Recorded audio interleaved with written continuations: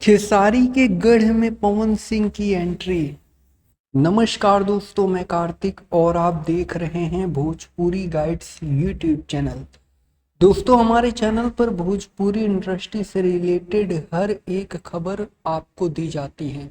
तो चैनल पर नए हैं तो चैनल को सब्सक्राइब कर लीजिएगा। दोस्तों, आप सभी को पता होगा कि भोजपुरी इंडस्ट्री में भी चुनाव का माहौल है। Power star Pawan Singh ji Y plus security के साथ में बिहार में एंट्री करने जा रहे हैं। जी हाँ, बिहार में चुनाव प्रचार करने वाले हैं पावर स्टार पवन सिंह जी।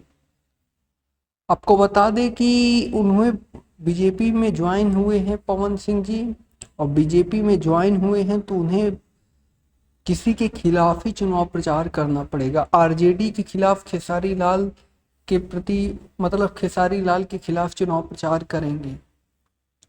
अगर उन्हें आदेश दिया जाता है बीजेपी की पार्टी की तरफ से कि आपको चुनाव प्रचार करना है और बिहार में जाकर के करना है, तो उनको करना पड़ेगा डेफिनेटली।